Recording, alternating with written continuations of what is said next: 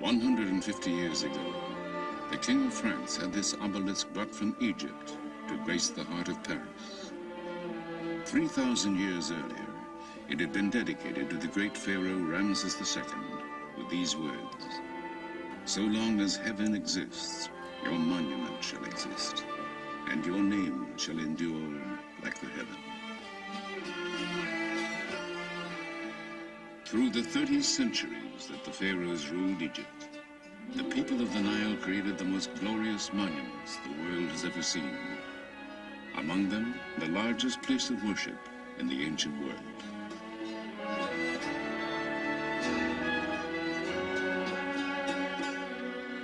These miracles in stone were tributes to their gods and kings.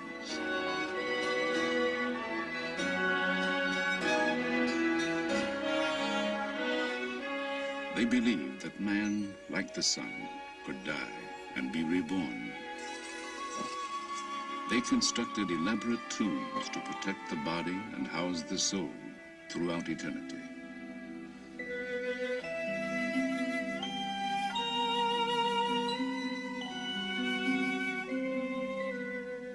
They created guides to the underworld, books of the dead to ensure immortality. And on their monuments, they left the testimony of their faith. These inscriptions are keys with which we unlock the secrets of ancient Egypt. Ladies and gentlemen, now we are in the temple of the Queen Hatshepsut. And as they have since the days of Herodotus, Antony, and Cleopatra, thousands journey here to see these wonders. Going down to the Green Valley for the holy visit of Amun-Ra to the goddess Hathor once a year for 15 days. But today, having endured for 50 centuries, these seemingly imperishable structures are threatened. Their fate may be determined in our lifetime. So, people of science, soul, and conscience travel here from all over the globe to save the priceless monuments, to decipher the meaning of the messages before they disappear forever. This is the story of the land of Egypt and the quest for eternity.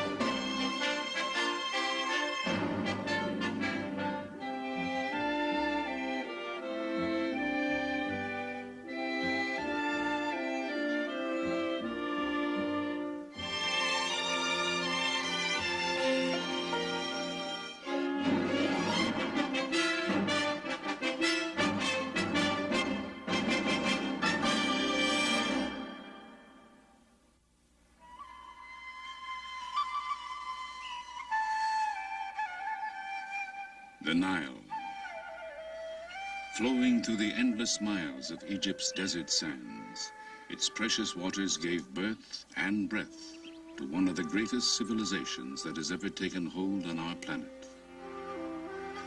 Hail to you, O Nile, went an ancient hymn. Sprung from earth, come to nourish Egypt, food provider, bounty maker, who creates all that is good.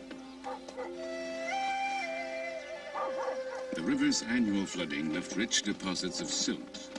Utilizing it, farmers developed a settled life. Sustained by its abundant waters, the land and crops prospered.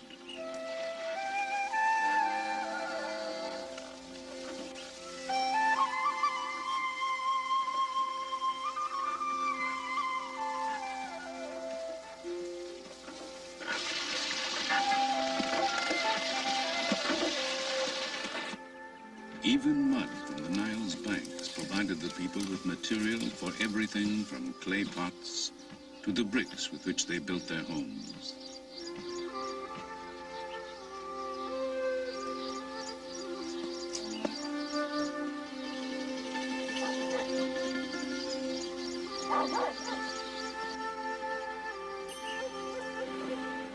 The Nile itself was Egypt's highway.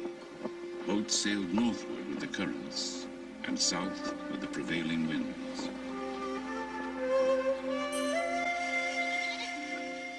To predict the time when the river would overflow, the ancients developed a calendar. Our own evolved from it. Along the extended oasis of the Nile Valley, a way of life emerged that still endures today, virtually unchanged from the furthest reaches of recorded time.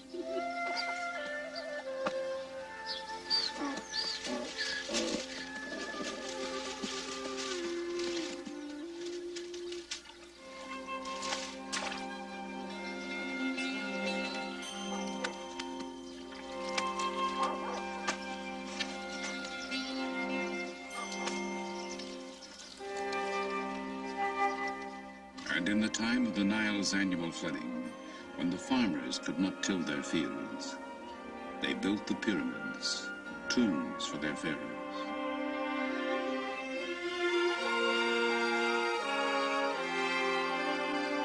All that remains of the seven wonders of the ancient world, they were stairways to heaven, for to all Egyptians, their religion promised an afterlife.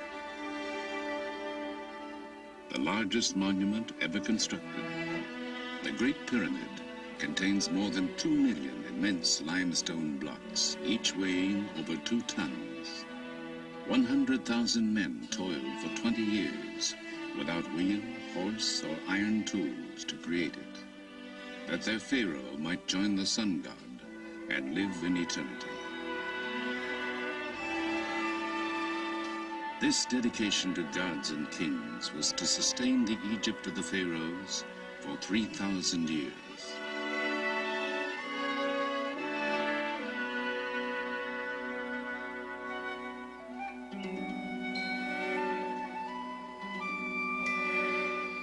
From the beginning, the Nile was the soul of the land.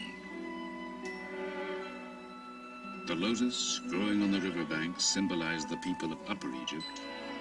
The papyrus, shimmering in the marshes of the delta, was the symbol of Lower Egypt.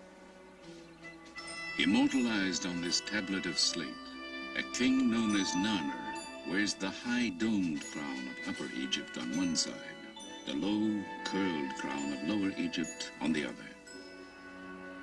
It commemorates his unification of the two lands to create the nation of Egypt in 3100 BC. From that time, Egyptian kings would wear both crowns as rulers of the two kingdoms of Upper and Lower Egypt. The two lands have remained linked from Narmer's time to the present. Isolated from its neighbors, protected by mountains, desert, and sea, the Nile Valley was an ideal crucible in which a civilization could begin. Traces of those beginnings can be found in the city of Mecca.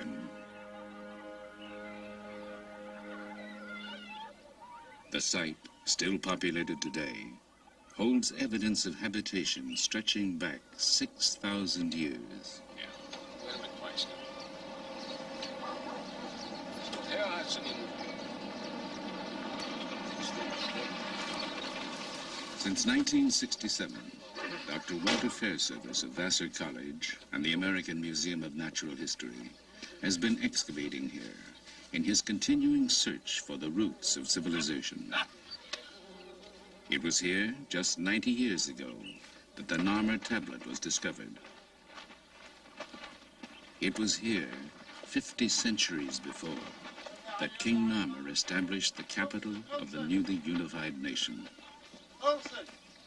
Here we have the walls of a princely complex that belonged to a king who lived here 5,000 years ago at the very beginning of Egypt's unification. He was a great king, a powerful monarch.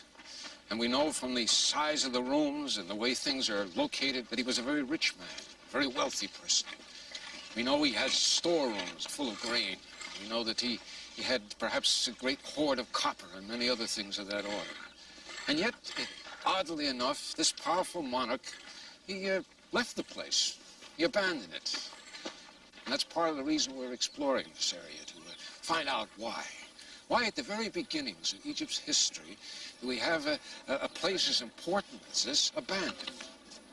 Perhaps the secret still lies buried in these mud brick walls. Sifting through the debris of the centuries, the Fair Service team continues to piece together the history of the site.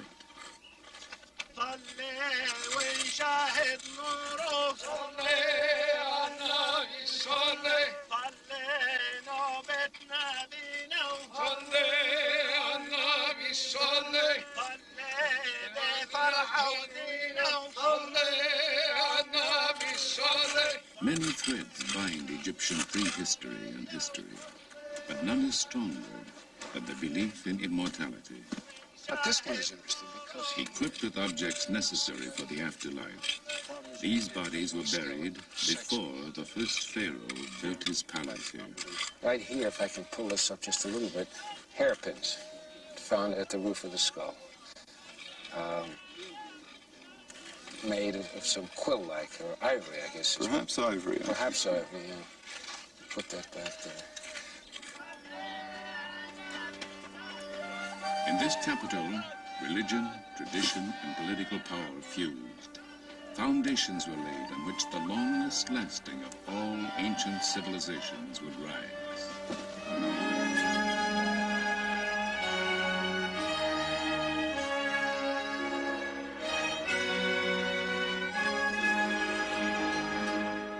2,000 years later, Egypt's religious capital was Thebes, one of the richest, most powerful cities on earth.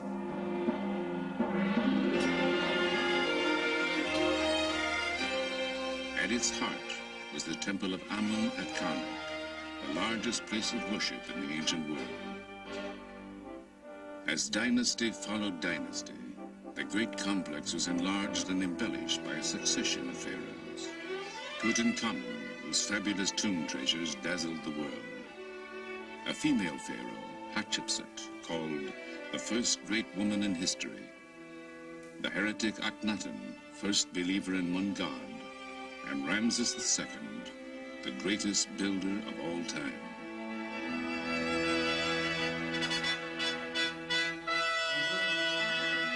Called Ramses the Great, Pharaoh, while Egypt's power and prosperity flourished, this warrior king was to rule for 67 years, bring peace to the empire, father nearly 200 children, and leave his mark on fully half the monuments in Egypt. Ramses was only about 20 when his father, Seti I, died in 1290 BC. Seti had ordered his funerary temple built at Abydos. One of Ramses' first acts as pharaoh was to travel there to complete it. To all Egyptians, this was the most sacred city on earth. Here, drawn by some mystical identification with Abydos and the long-dead pharaoh, an extraordinary woman known as Seti was to come 3,000 years later. With a group of fellow Egyptologists, she celebrates her 77th birthday. To you. Happy birthday, Seti. Happy birthday to you.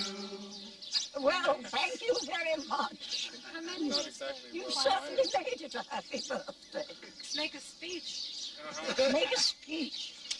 How lovely. I am. I'm afraid it was a mass-produced one, but... Yeah.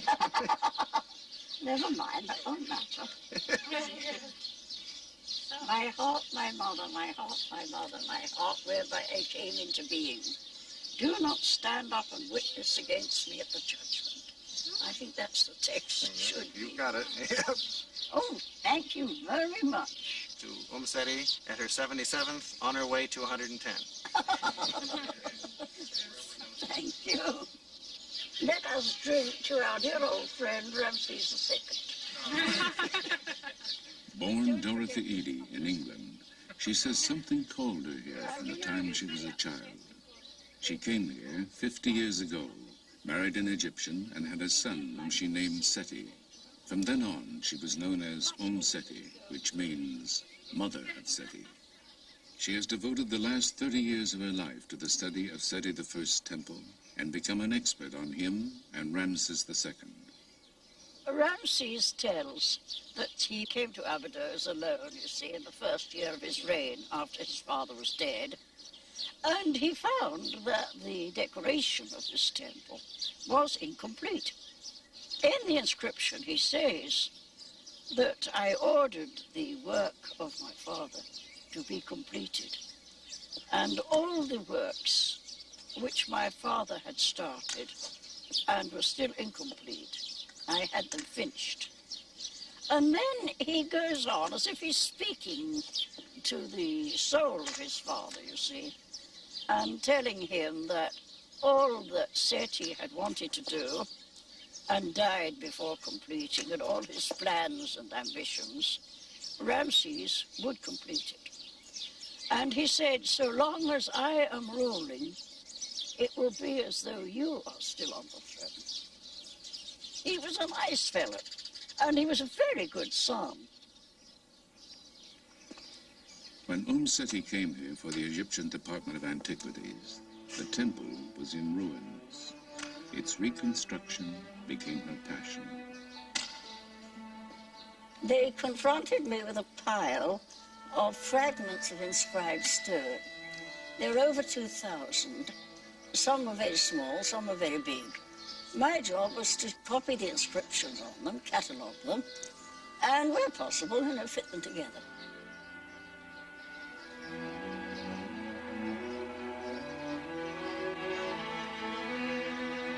The temple is vibrant with carvings that look as fresh today as when they were painted 3,000 years ago. Its walls tell the first known story of resurrection. Osiris, a mythical ruler, was killed and dismembered by his brother. His wife, the goddess Isis, found the scattered pieces of his body, bound them together, and Osiris arose from the dead. Their son, the falcon-headed god Horus, was to grow to manhood and avenge his father. Anubis, jackal-headed god of embalming, was sent by the sun god to help Osiris live eternally.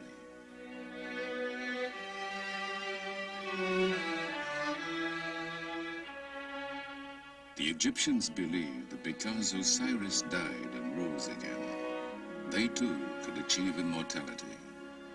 Worshipping Osiris, Seti assures his place in the afterlife. Offering incense, the pharaoh worships before the bark of the sun god, Amun-Re.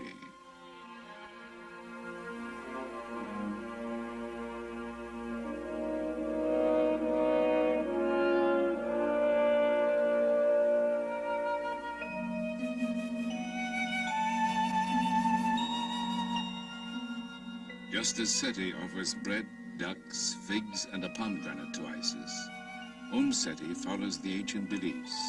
Oh yes, every year at the great feast, and again on the birthday of the gods Osiris and Isis, I come here with offerings of wine, bread, and incense. Oh, I love coming here. It's a place I really do feel at home.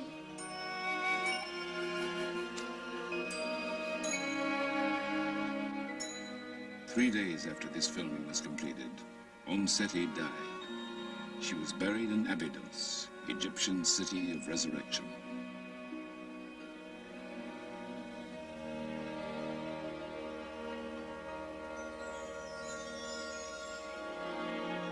In the time of Ramses, the most powerful deity of the living was the sun god, Amun-Re.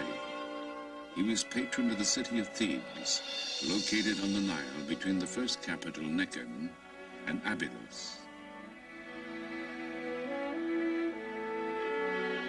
On the east bank, where the sun rises, were temples dedicated to the sun god, Karnak and Luxor. On the west bank, where the sun buries itself each day, was a complex of tombs where royalty was buried. The Valley of the Kings and the Valley of the Queens.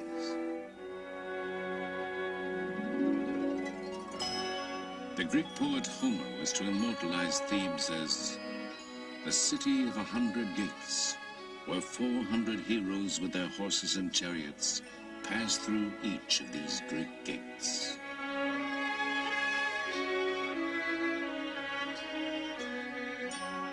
While Ramses reigned, Thebes was splendid.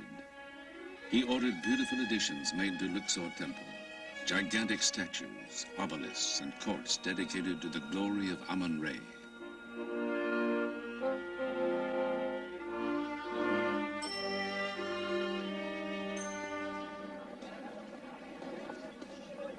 But having endured 3,000 years, these monuments face destruction in our time from the effects of increased agriculture, industrialization, changing weather conditions, due in part to the Aswan High Dam, and even the tourists themselves.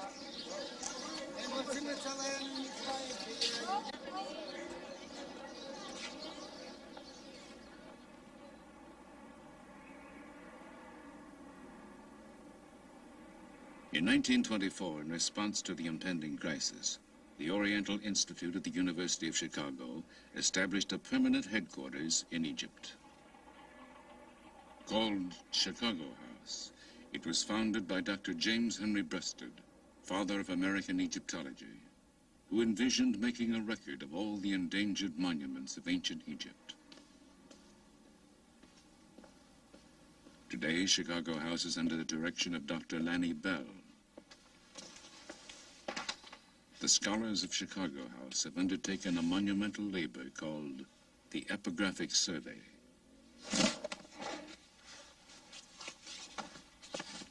Over the past 50 years, the Oriental Institute has published an epic series of volumes containing the results of the survey.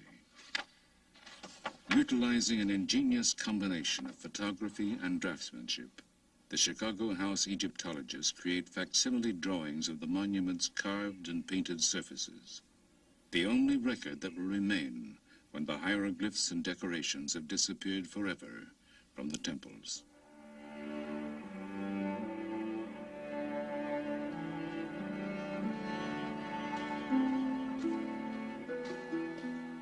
As Pharaoh succeeded Pharaoh, it was common practice for them to alter temples, taking credit for the work of their predecessors. By interpreting successive decorations, the Chicago House team is decoding the history of Luxor Temple. صباح الخير. صباح الخير بالليل. ازيكم؟ دكتور. كويسين؟ الحمد لله. سلامات. As the glory of pharaonic Egypt faded, people built houses inside the temple. Their debris buried much of it for 2,000 years. When excavation started 100 years ago, the stone walls were suddenly exposed to the air.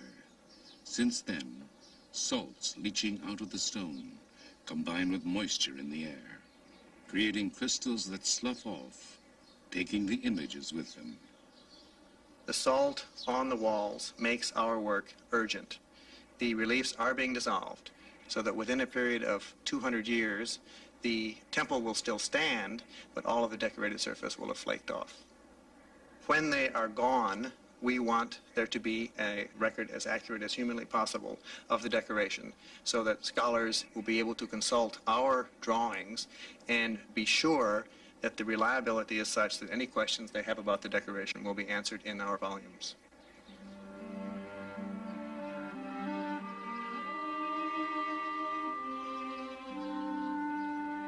When the gods were worshipped here no more, great portions of the temple were dismantled. Large blocks were broken into smaller pieces for reuse as building material. Thousands of them have been collected over a 30-year period. Chicago House is conducting a systematic search of the fragments to reconstruct a section called the Lost Colonnade.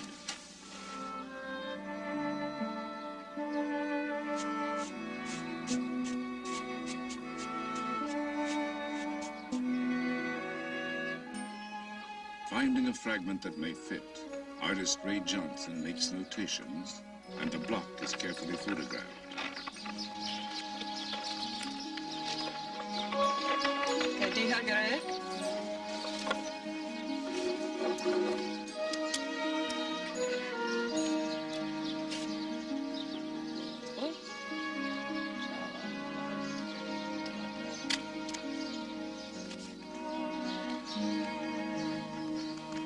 An artist pencils, then inks in the lines of the photograph, making corrections and replacing what time may have removed.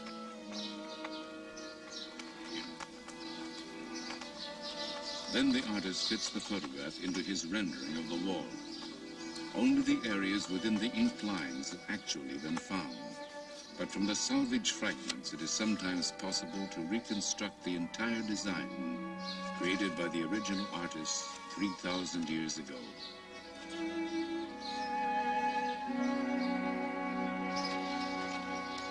You support me going up. On those exciting and rare occasions, when a fragment that fits onto a standing wall is found, it is replaced. More to the left. Toward me? To the left. So, piece by piece, the ancient temple of Amun-Re rises again.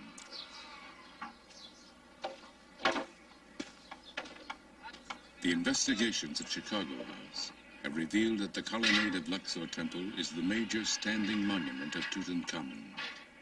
To completely evaluate its architectural history, the inscriptions at the top of the structure must be photographed. Ladders reaching 5 stories high have been assembled.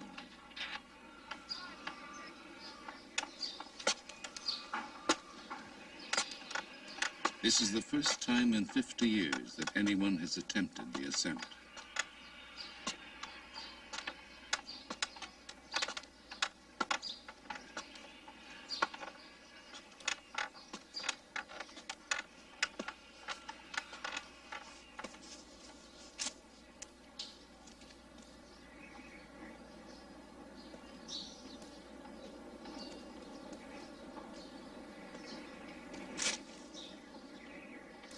On the 70-foot-high columns, Dr. Bell studies the techniques used by the artisans of antiquity. Here they inserted wooden blocks to stabilize the structure as they fitted it together.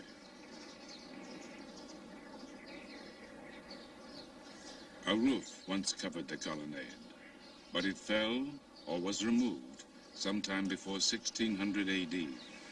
Fragments of it found on the temple floor have been identified.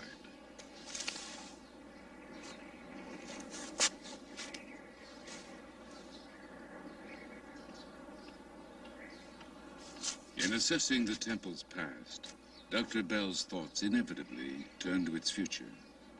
Paradoxically, the vibrations caused by the endless footsteps of the tourists who visit each year, even the carbon dioxide they exhale, are eroding the irreplaceable treasures they come to enjoy.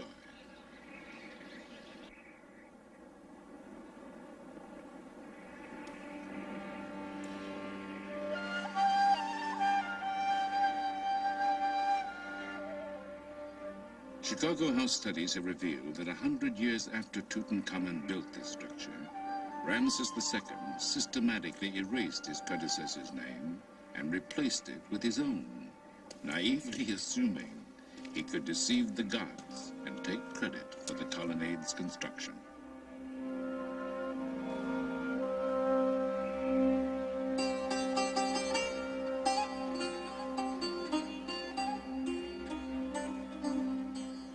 Ramses also added to the majesty of Luxor Temple.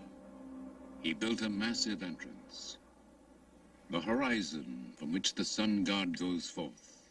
From reliefs, we can reconstruct a dazzling annual festival, the Feast of Opet.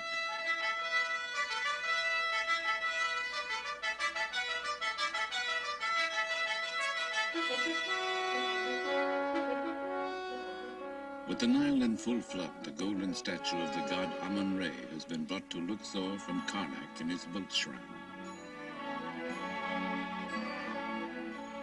Within the temple's innermost sanctuary, Ramses offers incense, flowers, and food to the linen-shrouded god. The sacrifices and ceremonies concluded, priests lead the procession out of the temple, purifying the way before them.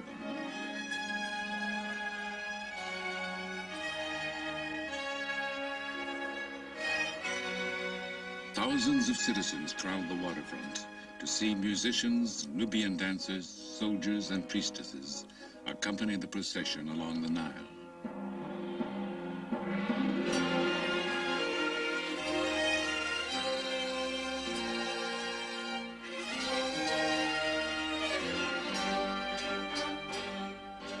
The shrine of the god is placed on its sacred bark, and in great ceremony, priests, god, and pharaoh are towed back to Karnak temple.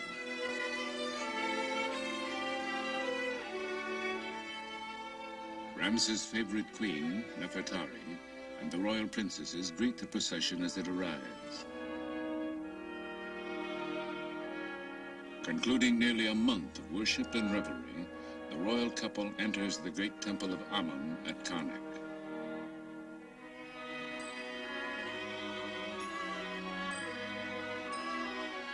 Within the sacred precincts of the temple, the shrine carrying the golden statue of the god is hidden from public view until the next year.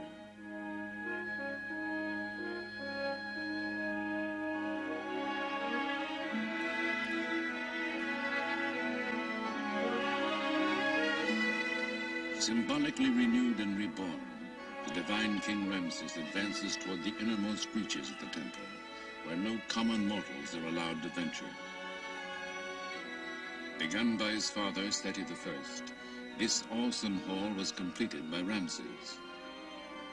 A soaring forest of stone, it is created of 134 pillars, some of them 80 feet high.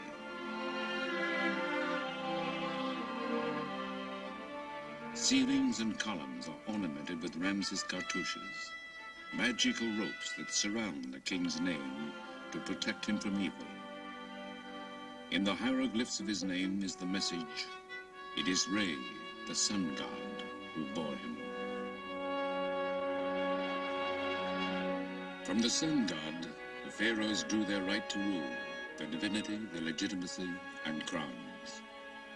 So they constructed this mighty city of God.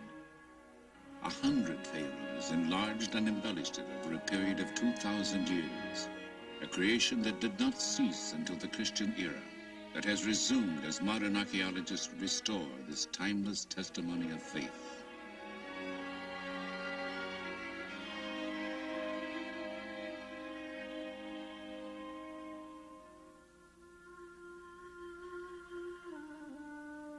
Across the Nile stretches the land of the dead.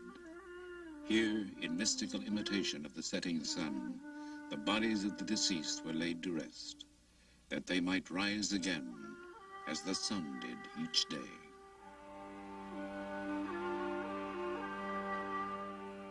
Cut into the heart of the mountain, the Theban necropolis is a vast labyrinth of tombs.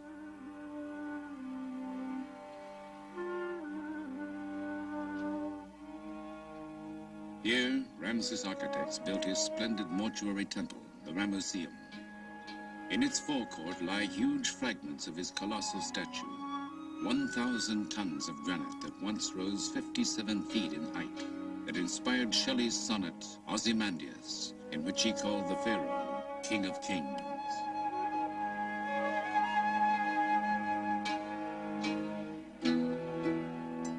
When Ramses died in 1224 BC, the Ramesseum was magnificent. Here, the magic of his name and images would keep him alive forever. This was but a stopping point for the dead king and his funeral procession, a sacred place where offerings would be made to him from this day throughout all time.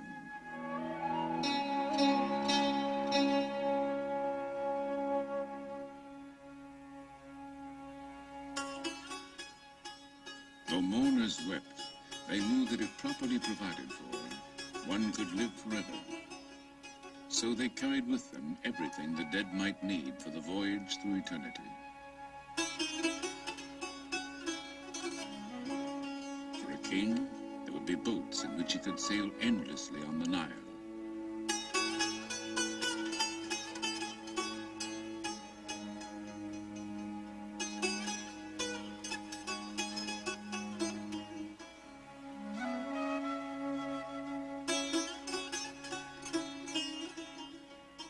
And a throne from which he could continue to reign.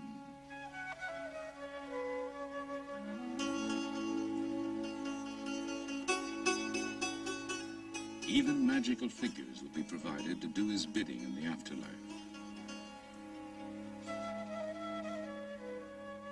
In their tomb paintings, the people of the Nile depicted the hereafter as a pleasant extension of their earthly lives, a place where they could amuse themselves hunting ducks, where rich crops would sustain them.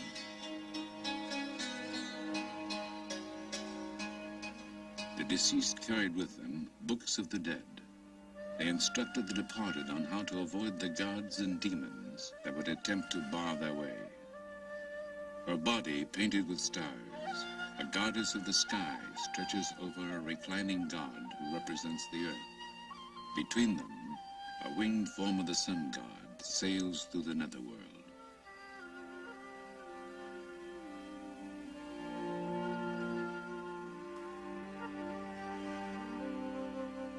The divine ibis-headed scribe Thoth makes notes as the deeds of the deceased are weighed on the scale of justice.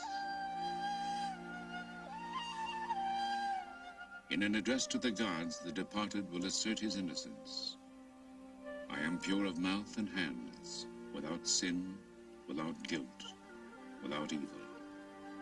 Those who were judged to be without sin could join Osiris to dwell in the happy land of the setting sun. But most important, there must be a body to which the soul could return. Anubis, god of embalming, prepares the body for the life to come. So Ramses' mummy would have gone to his tomb after a priest pronounced over it, "You will live again, forever."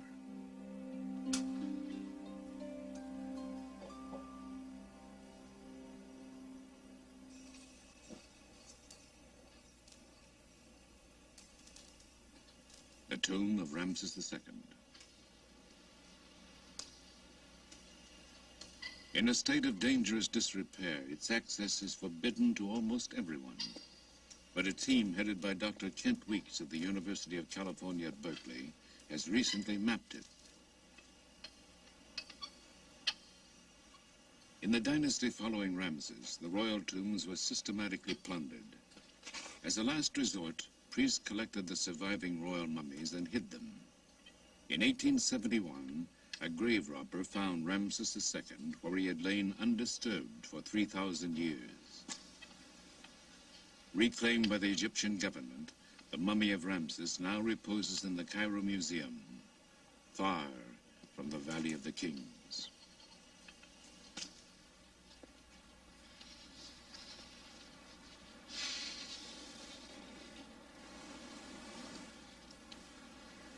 This is the West Valley. It's part of the ancient necropolis of Thebes, about 9 square miles of some of the most important archaeological monuments anywhere in the world. Valley of the Queens, Valley of the Kings, Tutankhamun's tomb, they're all here. But in spite of several centuries of interest in this area, there still does not exist a detailed archaeological map of what it contains. That's the purpose of the Berkeley Theban Mapping Project, to make as detailed an archaeological map as modern technology will permit. It's an important project. It's going to make it possible for us to study the history of the necropolis, but even more important, it's going to help us to preserve it and protect it.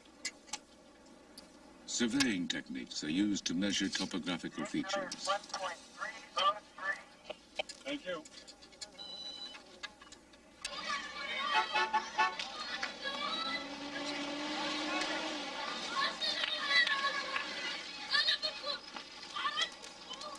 At headquarters in a village below the necropolis, the team reviews its findings. Okay. Can you see Q2 there above the temple at Deir Medina? Aerial photographs are used to plan tomb mapping for the next day in the Valley of the Queens. Right above the temple. Yeah, right there. Okay, that's the first point we'll occupy tomorrow morning. When surface measurements are combined with plans of the tombs, they will create new and revolutionary three-dimensional maps. These will make it easier to find correlations between the geography and the locations of the known tombs, and perhaps enable scientists to find tombs still undiscovered. Let's drop everything here, Dave, and then we can send it on down. don't you and Johnny go on down? We'll start passing stuff to you. Dave, why don't you choose what we have to take down, and we'll leave the rest up here. All right. I'll get the lantern. Not you.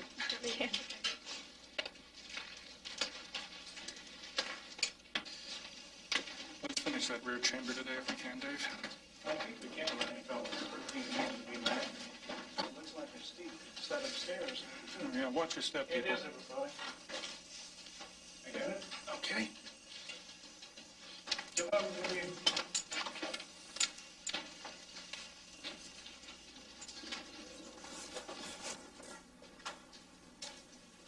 Standard surveying techniques are used to obtain the dimensions of each chamber. Every archaeological detail will be drawn and recorded.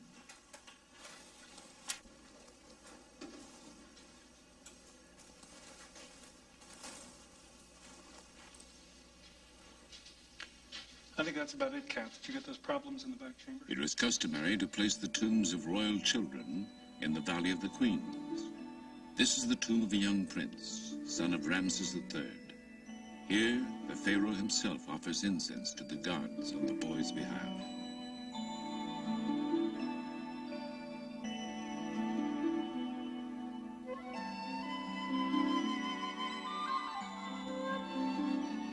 In these touching scenes, the pharaoh leads his 9-year-old son into the presence of the divinities of the underworld. Carrying the feather of truth, the boy obediently follows his father.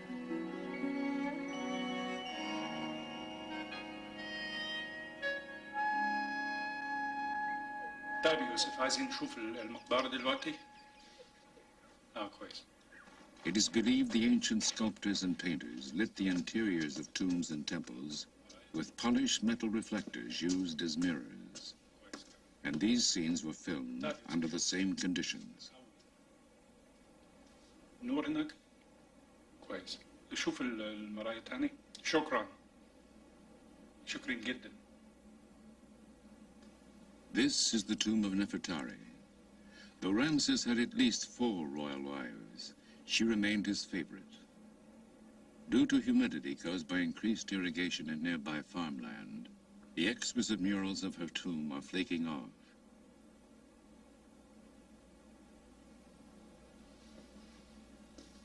Unless scientists can halt the deterioration, these may be the last moments of what was imagined as the endless ages in which Nefertari would live on these walls.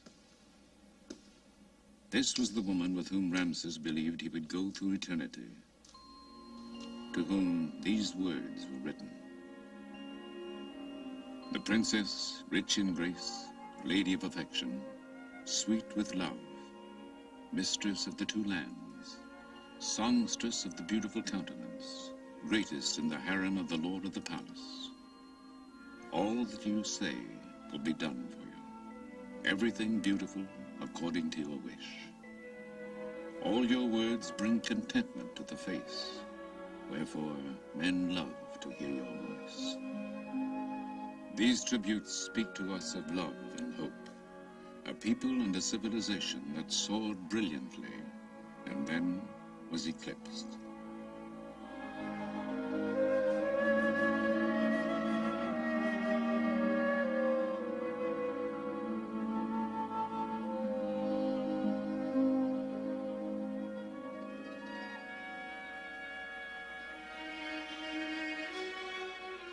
Here at the Temple of Isis, built on an island in the Nile, the religion of ancient Egypt had its last stronghold.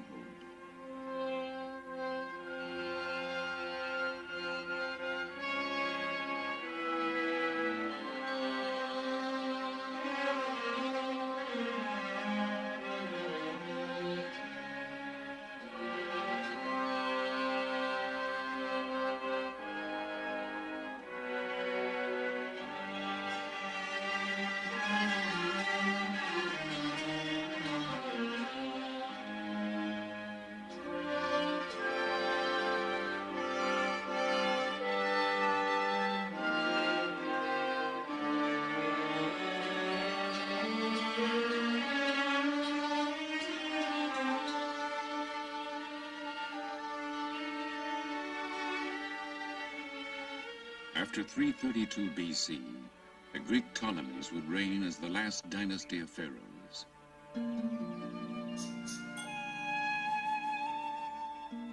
Embracing the Egyptian religion, they built this temple dedicated to the worship of Isis, divine symbol of motherhood, her husband Osiris, and their son Horus.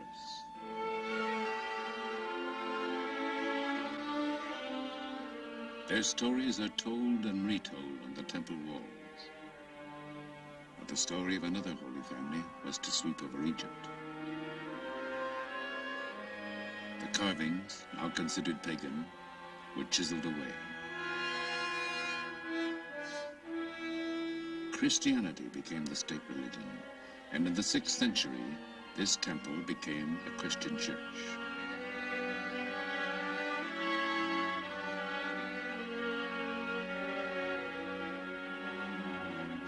The meaning of the hieroglyphs would be forgotten, the ancient rites forbidden. For 12 centuries, the story of Egypt's ancient civilization would be lost.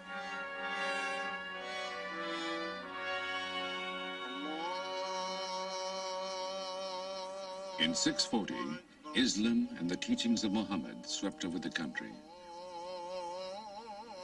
A succession of foreigners was to rule until 1952, when revolution restored full independence to Egypt after 2,000 years.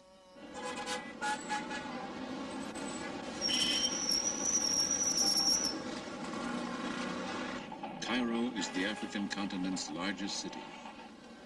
Vexed by 20th century problems of explosive growth, pollution, economic and political difficulties, Cairo, like Egypt itself, survives through the resilience, humor, and vigor of its people.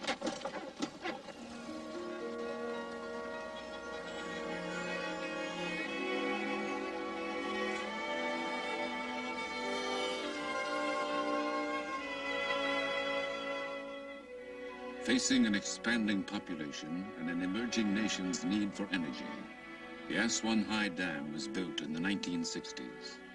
With 17 times the material contained in the Great Pyramid, the dam is a monument to the new nationalism and what some would call the 20th century religion, technology.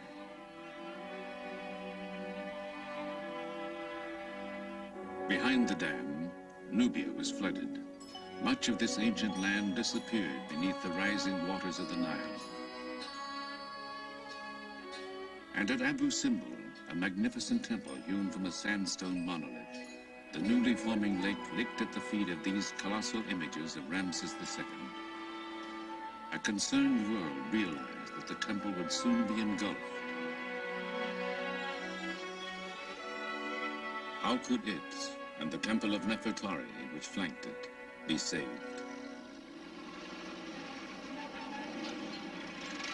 At the 11th hour, with funding from Egypt, the United States, and UNESCO, an international team swung into action, racing the rising Nile. Slab by slab, in cuts no more than 1/4 of an inch thick, the temple was dismantled. The work continued night and day as workmen cut 190 feet down through the cliff.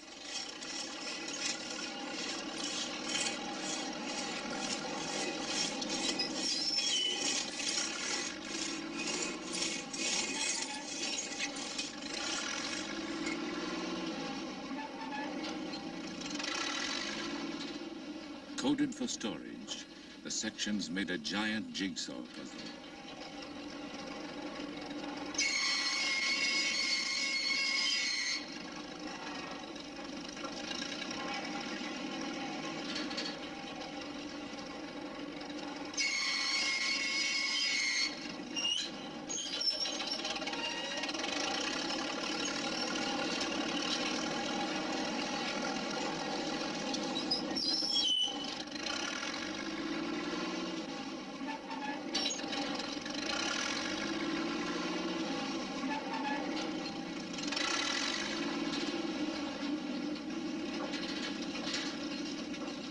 Moved up 200 feet beyond the reach of the Nile, the temple was reassembled.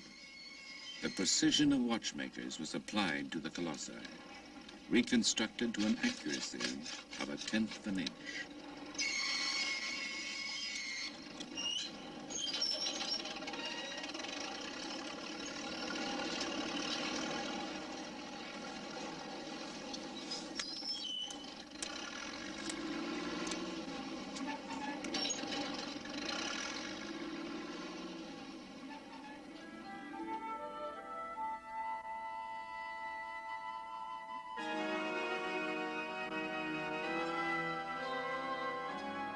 Ramses' temple was designed by ancient priest astronomers so that the sun would penetrate deep within to bless a figure of the pharaoh on the jubilee that celebrated 30 years of his reign. In our time, engineers have resituated the temple so that the sun still streams in on the pharaoh on each anniversary of that day, 3,200 years ago.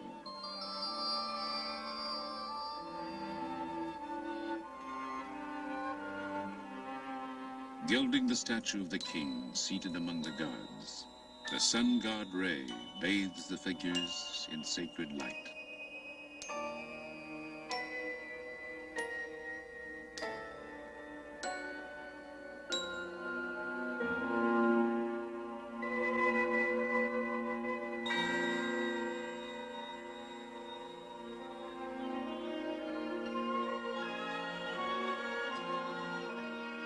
Why have people come here since the days of ancient Greece and Rome?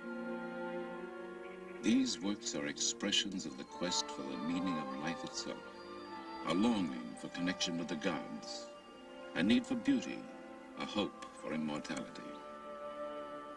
They are worth knowing and worth saving because the record of the past tells us something of ourselves and hints of our future.